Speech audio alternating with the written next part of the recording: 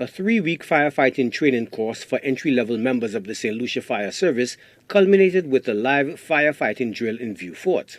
Officer in charge of training, Ditney Downs, kept close watch as the recruits, suited up in protective gear with hose in hand, charged into the searing heat and flames of a controlled blaze on the proving grounds of the fire training school. Due to pandemic and manpower challenges, this facet of the rigorous training exercise had to be condensed. However, the crash course was no less intense.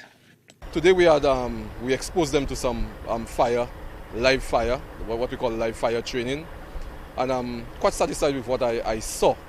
Obviously, there's room for improvement, and we're hoping that as they move on at crew level, at station level, the supervisors will provide additional guidance and support in terms of improving their skills. And like I said, hopefully later in the year that they will be back here to become full-fledged firefighters. The evolution usually takes months to complete.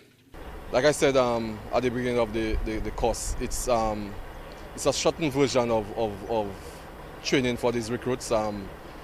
We had them in for 3 weeks, just giving them the basic skills and knowledge that they would require to assist us at station level. We're hoping that later in the year they will be back at the training school for their full 4 months of training. Participants were separated into groups with recruits participating in the exercises at various intervals so daily operations were not unduly affected.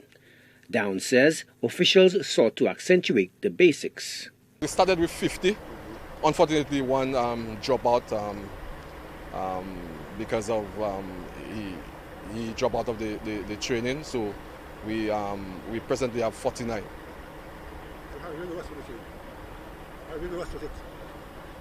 Very rigorous. Like I said, we had to single out some of the very important areas that they would need to operate or to be able to function rather at crew level.